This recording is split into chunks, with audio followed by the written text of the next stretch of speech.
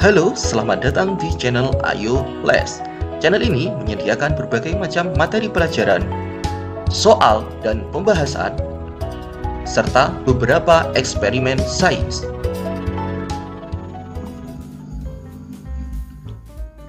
Assalamualaikum warahmatullahi wabarakatuh. Salam sejahtera untuk kita semua. Jumpa lagi dengan saya Khairul di channel Ayo Les.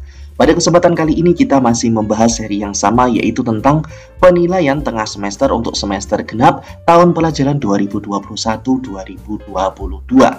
Nah, mata pelajaran yang akan kita bahas pada kesempatan kali ini yaitu PPKN, Pendidikan Kewarganegaraan Tingkat Satuan Pendidikan SMP Negeri seluruh Indonesia. Nah, soal ini bisa dipelajari untuk dipakai di tingkat SMP maupun MTS seluruh Indonesia. Kenapa kok seperti itu? Karena soal ini sudah disusun berdasarkan kisi-kisi nasional yang mana sudah sangat sesuai dengan soal yang akan dikeluarkan oleh Bapak Ibu guru kalian masing-masing di sekolah masing-masing untuk kelas 8 semester genap. Nah, sebelum kita lanjutkan pembahasan pada video kali ini, bagi adik-adik yang ingin request soal, pembahasan, dan lain sebagainya, silahkan tuliskan di kolom komentar. Secepat mungkin, kurang lebih batasnya adalah 1-2 hari, akan kakak uploadkan materi sesuai dengan request adik-adik semuanya. Dan jangan lupa untuk klik like, komen, dan subscribe, serta bisa di-share ke grup kelas, grup keluarga, dan sebagainya, supaya lebih banyak orang yang mendapatkan manfaat dari video yang kakak buat ini. Baiklah, mari kita langsung mulai pembahasannya dari soal nomor 1, pernyataan. Nah, di sini ada pernyataan-pernyataan yang ada tabel nama-nama nama-nama pahlawan dan asal daerahnya. Berdasarkan pernyataan tersebut, nama pahlawan dan asal daerahnya ditujukan pada pasangan nomor-nomor berikut ini. Oke, di sini kita mulai dari yang pertama. Pangeran Diponegoro itu berasal dari mana? Ya, Pangeran Diponegoro itu berasal dari Jawa Tengah. Berarti ini pasangannya 4 ya. Sini, Tuanku Imam Bonjol itu berasal dari mana adik-adik? Ya, itu dari Minangkabau. Berarti ini 1. Patimura itu berasal dari mana? Ya, Patimura itu berasal dari Maluku. Berarti ini 2. Terus Pangeran Antasari ini berasal dari Kalimantan. Berarti ini 3. Pasangannya adalah 1421, 14. Oke, 21. Ya, jawabannya adalah yang B. 32 dan 43. Oke, mudah bukan? Silakan disiapkan dulu buku catatannya untuk mencatat kunci jawaban serta mencatat informasi penting apabila dibutuhkan. Baiklah, kita lanjut ke soal nomor 2, pernyataan. Nah, di sini ada pernyataan. Kalau adik-adik menemui soal yang bersifat pernyataan seperti ini, silahkan adik-adik baca dulu soalnya. Berdasarkan pernyataan tersebut, sifat perjuangan melawan kolonial Belanda sebelum tahun 1908 ditunjukkan pada nomor-nomor titik-titik. Nah, ini sebelum 1908, yaitu 1 kedaerahan. Ya, ini benar. Karena sebelum 1908 memang berdasarkan kedaerahan, tidak terkoordinasi secara nasional. Yang kedua, terus-menerus tanpa putus, ini tidak. Oke, kemudian bergantung pada pemimpin, ya. Perjuangan pada sebelum 1908 itu masih bergantung pada pemimpin. 4, melalui organisasi, tidak. 5, mengandalkan fisik kekuatan senjata. Ya, ini serentak di berbagai daerah, ini tidak, karena tidak terkoordinir. Jadi para penjajah ataupun kolonial Belanda itu sangat mudah menaklukkan di Indonesia karena hanya bersifat kedaerahan. Jadi jawabannya adalah 1, 3, dan 5. Apakah ada? 1, 3, dan 5. Ya, jawabannya ada yang B. Kita lanjut ke soal nomor 3. Untuk mematahkan perlawanan-perlawanan yang gigih dari berbagai daerah di Indonesia, kolonial Belanda menggunakan politik divide impera, yaitu politik titik-titik. A, balas budi, B, tanam paksa, C, mengadu domba, ataupun D, memecah kekuatan. Ya, jawaban yang paling tepat adalah yang C. Politik divide impera itu adalah politik mengadu domba. C. Kita lanjut ke soal nomor 4. Ide atau gagasan tentang politik etika terhadap bangsa Indonesia yang dikemukakan oleh seorang warga negara Belanda yang dikenal dengan istilah trilogi Van de Venter, terdiri atas titik-titik. Nah, trilogi itu terdiri dari apa saja yang dicetuskan pada masa ini, yaitu A, irigasi, transmigrasi, emigrasi. Bukan. Ini bukan ya transmigrasinya. Irigasi, edukasi, distribusi ini bukan. Edukasi, transmigrasi ini bukan. D. Irigasi, emigrasi, dan edukasi. Oke, jawaban yang paling tepat adalah yang D. Kita lanjut ke soal nomor 5. Pelaksanaan ide tentang politik etika yang dilakukan oleh pemerintah kolonial Belanda sejatinya ditunjukkan untuk titik-titik. A. Mengubah nasib Indonesia agar menjadi lebih baik. Tidak ya. B. Memenuhi kepentingan pemerintah kolonial Belanda sendiri ya. Ini jawabannya. C. Tidak. D. Tidak. Jawabannya adalah yang B. Kita lanjut ke soal nomor 6. Hari Kebangkitan Nasional diperingati setiap tanggal titik-titik. A. 2 Mei, B. 20 Mei, C. 17 Agustus, ataupun 28 Oktober. Ya, jawabannya adalah yang B. 20 Mei. Kita lanjut ke soal nomor 7. Berdirinya organisasi modern pertama yaitu Budi Utomo berawal dari ide atau gagasan dan cita-cita dari seorang dokter yaitu titik-titik. A. Dr. Wahidin Sudirohusodo, B. Dr. Sutomo, C. Dr. Cipto Mangunkusumo, ataupun D. Dr. Gunawan Mangunkusumo. Oke, jawaban yang tepat untuk nomor 7 yaitu adalah yang A. Dr. Wahidin Sudirohusodo yang mana mencetuskan dan mengawali ide-ide untuk berdirinya Budi Utomo. Tetapi ketua pertamanya yaitu Sutomo. Oke ya, itu kalian jangan sampai terbalik. Soal nomor 8. Tujuan didirikannya organisasi Budi Utomo ialah titik-titik. A. Mencapai Indonesia merdeka. B. Menentang kekuasaan kolonial Belanda. C. Memajukan pendidikan bumi putra.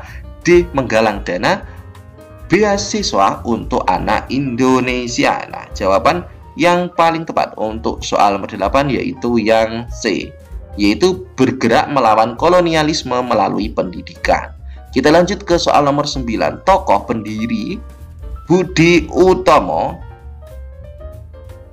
yang terancam akan dikeluarkan dari Stovia adalah titik-titik. A. Gunawan, B. Suraji, C. Suwarno, ataupun D. Sutomo. Jawaban yang paling tepat untuk soal nomor 9 yaitu D. Sutomo. Kita lanjut ke soal selanjutnya. Perhatikan gambar ini. Oke. Siapakah tokoh pendiri Budi Utomo pada gambar di samping? A. Sutomo, B. Suraji, C. Gunawan, D. R.M. Gombrek. Nah, jawaban yang paling tepat untuk soal nomor 10 yaitu apa? Adik-adik, ya ini adalah gambar dari Gunawan. Jawabannya adalah yang C. Kita lanjut ke soal nomor 11. Dalam perjuangan meraih kemerdekaan Indonesia, kebangkitan nasional mengandung makna titik-titik. A. Awal tumbuhnya kesadaran akan pentingnya persatuan secara nasional. Ya, ini B ini dimulainya tidak karena sudah dimulai sebelumnya, tetapi belum secara eskalasi nasional. Awal tumbuhnya kesadaran ini bukan, lahirnya organisasi ini bukan. Oke, jawaban yang paling tepat adalah yang A. Soal nomor 12. Berikut ini merupakan arti penting kebangkitan nasional dalam perjuangan mencapai kemerdekaan titik-titik. A. Mengawali perjuangan bangsa Indonesia melawan penjajah Belanda. Kurang ya. B. Membangkitkan semangat untuk mendirikan organisasi-organisasi yang modern, bukan. C. Merintis tumbuh kembangnya semangat nasionalisme, persatuan, dan kesatuan bangsa. Oke, yang paling tepat adalah yang C. Kita lanjut ke soal nomor 13. Kebangkitan nasional juga memancar dalam diri para pemuda pelajar dan orang-orang Indonesia yang berada di luar negeri, khususnya yang ada di Belanda, dengan didirikannya organisasi titik-titik. A. Perhimpunan Indonesia, B. Partai Nasional Indonesia, C. Partai Komunis Indonesia, ataupun D. Partindo ataupun Partai Indonesia. D bukan, C bukan, B bukan. Jawabannya adalah yang A. Perhimpunan Indonesia yang ada di Belanda. Oke, kita lanjut ke soal nomor 14. Perhatikan gambar berikut. Oke, kita lihat gambarnya. Oke ya, ini kayak membagikan sembako ya. Nilai-nilai dan semangat yang tercermin dalam aktivitas pada gambar titik-titik adalah, nah, jadi aktivitas apakah ini? A. Keberagaman sesama warga. Bukan. Oh, ini gambar pemimpin ya, gambar bupati ini. yang mana dikawal oleh banyak orang untuk membagikan sembako. Nah, B, kerjasama ekonomi ini bukan penyintas COVID, tidak terkait dengan COVID, kerukunan antar warga, tidak, ya, yaitu yang D, keteladanan pemimpin dalam melayani kebutuhan warganya. Kita lanjut ke soal nomor 15, ada sebuah ilustrasi. Nah, ilustrasinya tidak ada. Oke, 15 ini berdasarkan ilustrasi tersebut, menurut Ananda, tindakan yang sebaiknya dilakukan terhadap penyintas COVID-19 ialah titik-titik. Nah, ini mohon maaf untuk soal nomor 15 ini bonus, jadi tidak ada ilustrasinya. Kita lanjut aja ke soal nomor 16. Kongres Pemuda 1 diselenggarakan pada tanggal 30 April sampai dengan 2 Mei 1926 di Jakarta, dipimpin oleh titik-titik. A. Djoko Said, B. Muhammad Tabrani, C. Muhammad Yamin, D. Sugondo Jojo Puspito. Nah, jawaban yang tepat untuk soal nomor 16 yaitu B. Muhammad Tabrani yang memimpin Kongres Pemuda 1. Kita lanjut ke soal nomor 17. Tujuan diselenggarakannya Kongres Pemuda 1 adalah untuk titik-titik. A. Memajukan perkumpulan pemuda agar bergerak di bidang politik. Tidak. Mengikrarkan Sumpah Pemuda, bukan. C. Menguatkan hubungan antar perkumpulan pemuda kebangsaan. Ya, jawabannya adalah yang C, supaya bisa menyatukan perkumpulan pemuda di seluruh Indonesia. Kita lanjut ke soal nomor 18. Berikut ini yang merupakan hasil Kongres Pemuda 1, yaitu para pemuda titik-titik. A. Mengakui dan menerima cita-cita persatuan Indonesia. Ya, ini jawabannya. B. Menyetujui dan mengikrarkan Sumpah Pemuda bersama. Ini kurang tepat karena ini masih proses pembahasan. C. Bertekad untuk melebur. Ini bukan. D. Menyepakati. Nah, ini apalagi bukan. Kita lanjut ke soal nomor 19. Dalam Kongres Pemuda 2 yang diselenggarakan tanggal 27 sampai 28 Oktober 1928, hadir seseorang komisaris polisi dan petinggi pemerintahan kolonial Belanda. Maksud kehadiran mereka adalah untuk titik-titik. A. Memberikan perlindungan terhadap para pemuda. Tidak. Memastikan kongres dapat berjalan dengan lancar. Tidak. C. Mengawasi pergerakan pemuda agar tidak membahayakan pemerintahan kolonial. Ya, maka dari itu pemerintahan kolonial Belanda itu mengirimkan polisi dan juga pejabat tinggi pemerintahan adalah untuk mengawasi pergerakan pemuda agar tidak membahayakan pemerintahan kolonial. Jadi pemerintahan kolonial Belanda itu sangat waspada dan berhati-hati terhadap Indonesia, yang mana sudah mulai memahami akan keorganisasian di Kongres Pemuda 2. Kita lanjut ke soal nomor 20. Kongres Pemuda 2 yang menghasilkan ikrar Sumpah Pemuda. Ingat ya, nanti diingat-ingat. Kongres Pemuda 2 itu menghasilkan ikrar Sumpah Pemuda dipimpin oleh titik-titik. A. Muhammad Yamin, B. Amir Syarifuddin, D. C. Dr. Wahidin Sudirohusodo, D. Sugondo Jojo Puspito.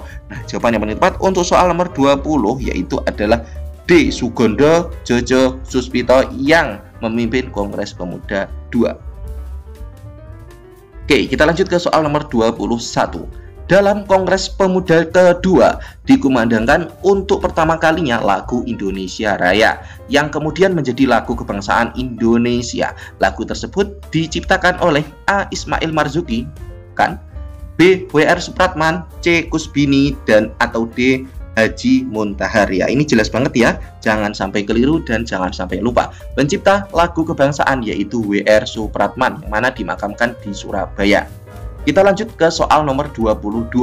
Kongres Pemuda 2 dilaksanakan di 3 tempat yang berbeda. Berikut ini yang bukan tempat untuk rapat-rapat selama Kongres Pemuda 2 adalah titik-titik. A. Gedung Katolik Jongenslingboon ataupun KJB, B. Gedung Oost Java Bioskop, C. Gedung Indis C. Club Gebo, ataupun D. Gedung School Touch of Pleading Fund Indisi Arsen.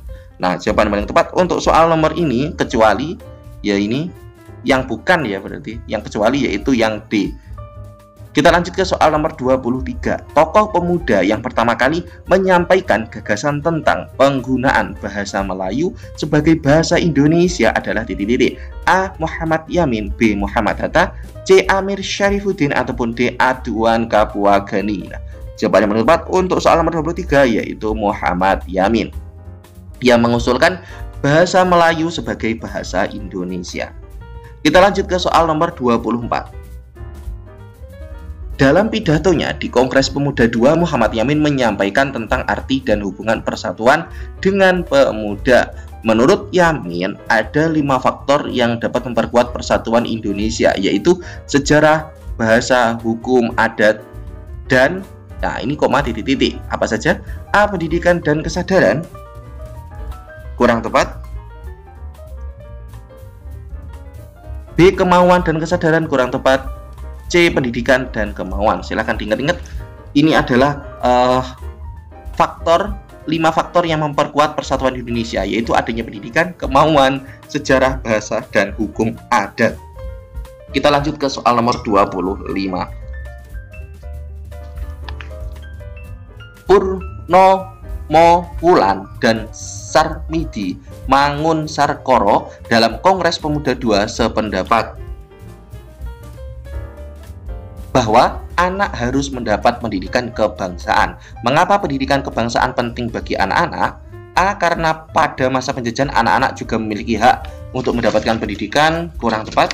Ini secara umum ya, jadi belum mengarah ke ke pendidikan kebangsaan. Oke. Selanjutnya, sebagai generasi penerus bangsa wajib mempelajari sejarah budaya. Kurang tepat. C. Supaya kelak ketika dewasa anak-anak mencintai dan berjanji menjaga keutuhan bangsa. Kurang tepat. D. Agar sejak dini anak-anak memiliki rasa cinta tanah air dan bangga sebagai bangsa Indonesia. Oke, jawabannya adalah yang do. Kita lanjut ke soal selanjutnya, soal nomor 26. Berikut ini yang merupakan makna Sumpah Pemuda tahun 1928. A. Semangat persatuan pemuda tanpa memandang perbedaan suku, agama, ras, bahasa, dan Indonesia. Bahasa dan kedaerahan. Ya, ini jawabannya. Semangat persatuan. B ini bukan, C bukan, D bukan. Kita lanjut ke soal nomor 27. Sumpah Pemuda tahun 1928 memiliki arti yang penting dalam perjuangan bangsa Indonesia, yaitu sebagai tonggak sejarah A. Lahirnya organisasi kepemudaan. Tidak. B. Bersatunya organisasi. Tidak. C. Penegasan jati diri bangsa Indonesia yang bersatu. Oke. Makanya dalam Sumpah Pemuda itu selalu ada kata-kata satunya. Kami pemuda-pemudi Indonesia bersumpah berbahasa satu, bahasa Indonesia, berbangsa yang satu, bangsa Indonesia, dan lain sebagainya. Nah, itu adalah menunjukkan kata satu-satu terus. Nah, maka dari itu jawabannya adalah yang C. Kita lanjut ke soal nomor 28. Meskipun Nusantara terdiri atas ribuan kepulauan yang membentang dari Sabang sampai Merauke. Oke, Sabang itu bagian barat, Merauke itu timur. Tetapi pemuda Indonesia mengakuinya sebagai A. Satu negara Indonesia, B. Satu tanah air Indonesia, C. Satu bangsa Indonesia, ataupun D. Satu bahasa Indonesia. Jawaban yang paling tepat yaitu adalah yang B. Karena ini terkait lokasi, maka adalah tanah air, yaitu satu tanah air Indonesia. Kita lanjut ke soal nomor 29. Beri aku 1000 orang tua, niscaya akan kucabut Semeru dari akarnya. Beri aku 10 pemuda, niscaya akan kuguncangkan dunia.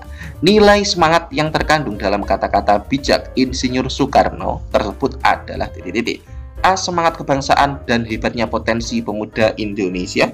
Ya, ini jawabannya. Makanya ini kan bisa kita dalami lagi.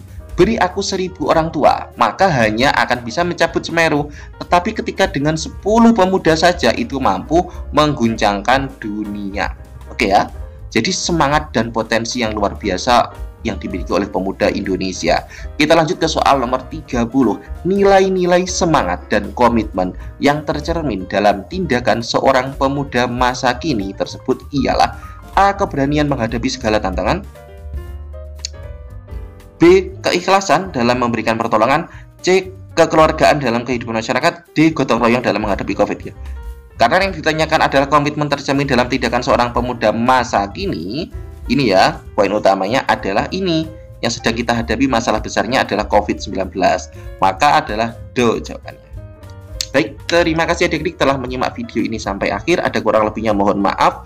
Dan dari kakak mengucapkan terima kasih. Jangan lupa untuk klik like, komen, dan subscribe apabila belum, supaya tidak ketinggalan materi dan pembahasan pada materi selanjutnya. Dari kakak akhiri, terima kasih. Ada kurang lebihnya mohon maaf. Akhirul kalam. Wassalamualaikum warahmatullahi wabarakatuh. Semoga pada ujiannya nanti mendapatkan nilai yang maksimal. Amin.